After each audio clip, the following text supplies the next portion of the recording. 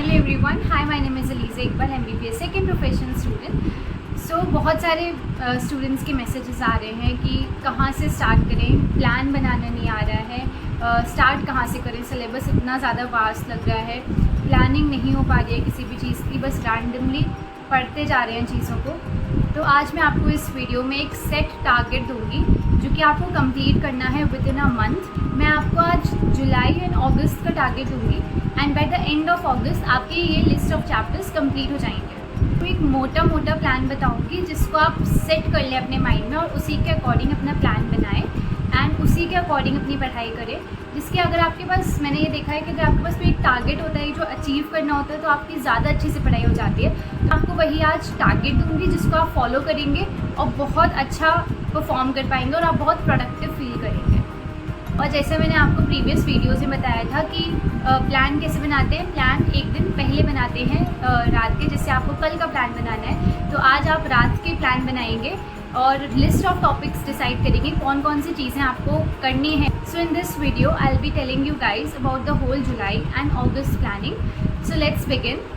I'll start first with the July plan and then I'll tell you the August plan. For July planning, your set target will be physical world, units and measurement, motion in a straight line and motion in a plane. For chemistry, some basic concepts of chemistry, structure of atom, classification of elements and periodicity in properties, and chemical bonding. For biology, living world, biological classification, plant kingdom, ecology of flowering plants and anatomy of flowering plants. तो ये आपका set target है जुलाई के लिए। आपको ये पूरी जुलाई में यही पढ़ने हैं, इन चैप्टर्स को कंप्लीट करने का ट्राई करना है। एंड कंप्लीट ट्राई नहीं, अगर आप ठान लोगे तो आप सच में कर लोगे। आपको कंप्लीट ही करना है इन टॉपिक्स को। एंड पढ़ना कैसे है, सपोज आपने कोई भी चैप्टर उठाया, फॉर एग्जाम्पल आपने motion in a straight line उठाया जो कि काइनेमैटिक्स का काफ़ी बड़ा चैप्टर है एंड उसमें आपने वीडियो लेक्चर देखना स्टार्ट किए फिज़िक्स में। तो आपके उसमें अप्रॉक्सीमेटली 8 to 9 लेक्चर्स हुए। तो आपने अब ये अपना टारगेट सेट कर लिया कि मुझे 3 डेज़ में इनके लेक्चर्स कंप्लीट करना है। लेक्चर्स कंप्लीट करने का मतलब ये नहीं है कि सिर्फ आपने अकेली वीडियो देख ली, आप पूरे साथ साथ में नोट्स बनाएंगे लेक्चर्स के। वीडियो को नॉर्मल स्पीड पे देखना, और क्योंकि अभी टाइम आपके पास काफ़ी है, अच्छे से समझ के आगे बढ़ना अभी। एंड जो करना बहुत अच्छे से करना, कुछ बाद के लिए मत छोड़े रखना। आराम से आपने 3 दिन का टारगेट सेट किया कि मुझे 3 डेज़ में इनके जितने भी लेक्चर्स हैं motion in a straight line के वो कंप्लीट करना है।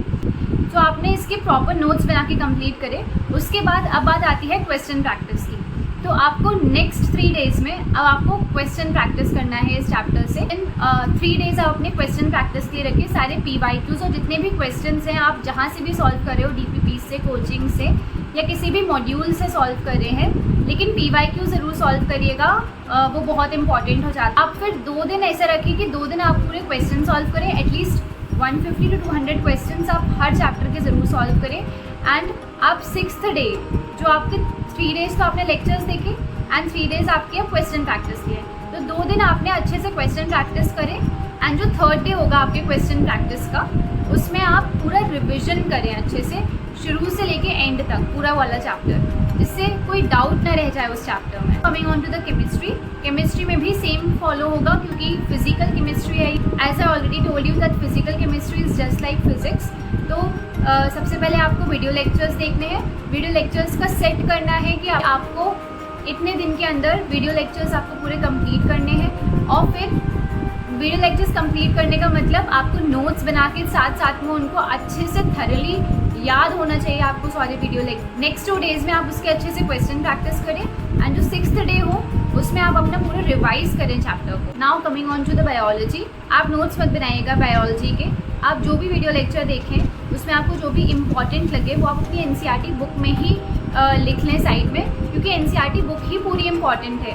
आप कुछ भी उससे स्किप नहीं कर सकते। आप एक लाइन टू लाइन आपकी NCERT की एकदम थरली याद होनी चाहिए, आपको लर्न होनी चाहिए। प्लीज़ एक चैप्टर NCERT के आप 5 to 6 टाइम्स रीडिंग करना, तो फिर वो आपको ऑटोमेटिकली याद हो जाएगा, मेमोराइज हो जाएगा। और NCERT की हर लाइन से खुद से क्वेश्चंस बनाने की ट्राई करना। और अगर जो नहीं हो रहा हो याद तो उसको स्टिकी नोट्स के फॉर्म में लिख लेना एंड अपने वॉल पे चिपका लेना, जिससे आप बार बार जाएं तो वही आपको मेमोराइज होता रहे देखकर। मैंने आपको अप्रोच बता दी है तीनों सब्जेक्ट्स की। अब मैं आपको प्लान करना बताती हूँ। जो भी आपको कल पढ़ना है उसके लिए आज रात के प्लान करेंगे। जैसे फॉर एग्जांपल पहले आपको पढ़ना है motion a straight line, physics में पढ़ना है, तो आपने उसमें लिख लिया कि 2 लेक्चर्स आपको देखने हैं इसके, तो अपने प्लान में लिख लिया 2 lectures from motion a straight line. And chemistry की लिख लिया आपने mole concept 2 lectures from mole concept.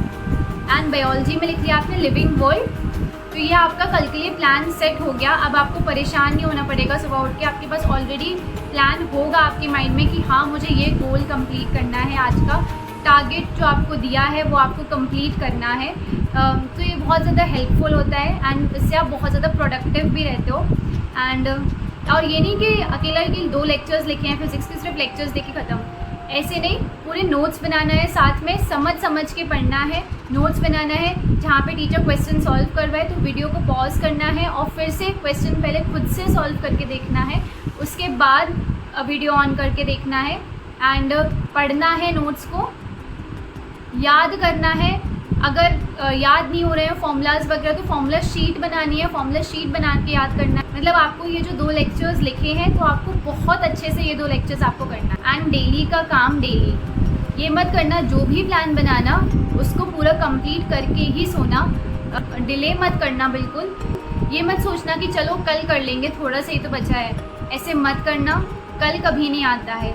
And phone चलाने में और रील स्क्रॉल करने में अपना टाइम वेस्ट मत कर, क्योंकि यार ना तो तुम अच्छे से पढ़ पा रहे हो, ना तुम अच्छे से फ़ोन चला पा रहे हो, और फिर ना तो तुम अच्छे से सो पा रहे हो गिल्ट के चक्कर में कि यार आज तो पूरे दिन मैंने फ़ोन चला लिया, फिर सो भी नहीं पा रहे हो। इसलिए ऐसे काम क्यों ही करना है।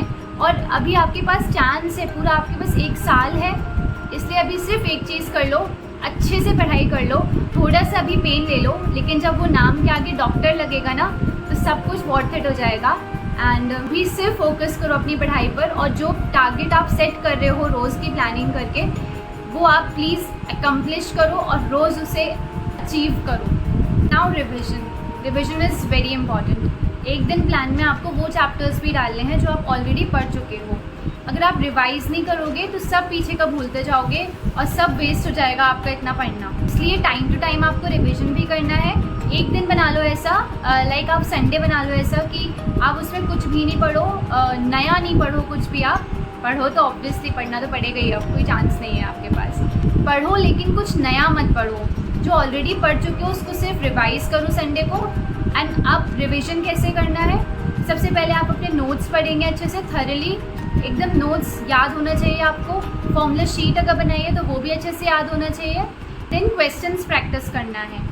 क्वेश्चन प्रैक्टिस कौन से करना है, मैंने आपको बताया था कि आप हर क्वेश्चन जब आप ट्राई करेंगे पहले, तो अगर आपको टफ लगे या आपको नहीं आए, कॉन्सेप्ट अच्छा लगे या फिजिक्स का, तो उसमें आप स्टार मार्क करेंगे। तो रिविजन के टाइम पे इन्हीं स्टार मार्क क्वेश्चंस को पढ़ना है बस आपको। Now comes test and test analysis. Test बहुत ज़्यादा इंपॉर्टेंट है। आपको विदिन 15 डेज ज़रूर टेस्ट देना है, उसी से पता चलेगा कि आप कहाँ स्टैंड कर रहे हो। अकेले पढ़ने से और टारगेट सेट करने से कुछ नहीं होने वाला। आपको आपके वीक पॉइंट्स पता चलेंगे टेस्ट देकर।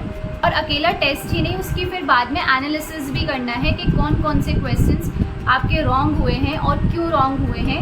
अब टेस्ट एनालिसिस कैसे करना है, आपके पास 3 पॉइंट्स हो सकते हैं। या तो वो आपकी सिली मिस्टेक से गलत हुआ हो वो क्वेश्चन, तो अच्छे से ध्यान देना और दोबारा ऐसी मिस्टेक मत करना। एंड सेकेंड रीज़न ये हो सकता है कि आपको आता हो और आपने पढ़ा भी हो बट उस टाइम पे आप सॉल्व नहीं कर पाए हो। इसका मतलब ये है कि आपका वो टॉपिक वीक है, तो उस टॉपिक को स्ट्रॉन्ग करना और अच्छे से पढ़ना। एंड लास्ट ये हो सकता है कि आपने वो क्वेश्चन कभी पढ़ा ही नहीं हो, तो यार फिर पढ़ना पड़ेगा, उसको पढ़ लेना अच्छे से। टेस्ट एनालिसिस में आप अपनी एक मिस्टेक्स नोटबुक भी बनाना, जिसमें आप सारी अपनी मिस्टेक लिखेंगे, जितने भी आपने रॉन्ग क्वेश्चंस करे हैं जो आपको नहीं आए हो किसी भी सिली मिस्टेक की वजह से, वो आप उस मिस्टेक नोटबुक में लिखेंगे। तो इस स्ट्रैटेजी से आपको रोज़ छोटे छोटे प्लानिंग करनी है और अपना टारगेट सेट करना है, और छोटे छोटे स्टेप्स लेकर ही अपन बड़े स्टेप तक पहुँचेंगे। अब मैं आपको अगस्त का प्लान बताऊँगी पूरा। So the chapters of physics will be, physics के रहेंगे laws of motion, energy power, systems of particles and rotational motion and gravitation. History में रहेगा states of matter, thermodynamics and equilibrium. And biology के लिए रहेगा animal kingdom, structural organisation in animals, biomolecules, cell the unit of life. तो ये आपका set target है अगस्त के लिए, and by the end of August आपके ये सारे चैप्टर्स कंप्लीट हो जाएंगे। तो मैंने आपको बता दिया कि आपको कैसे प्लानिंग करनी है सारी। आपको मैंने मोटा मोटा प्लान दे दिया है जुलाई और अगस्त का। इसके अकॉर्डिंग आप डेली प्लान करें और कंप्लीट करेंगे चैप्टर्स। आपके पास अब एक टारगेट आ गया है, जिससे आपको पूरा विजन मिल गया है कि नहीं अब तो मुझे ऐसे इनको कंप्लीट ही करना है। ऑल द बेस्ट, अच्छे से पढ़ाई करें। Thank you so much for watching. See you in the next video. Bye.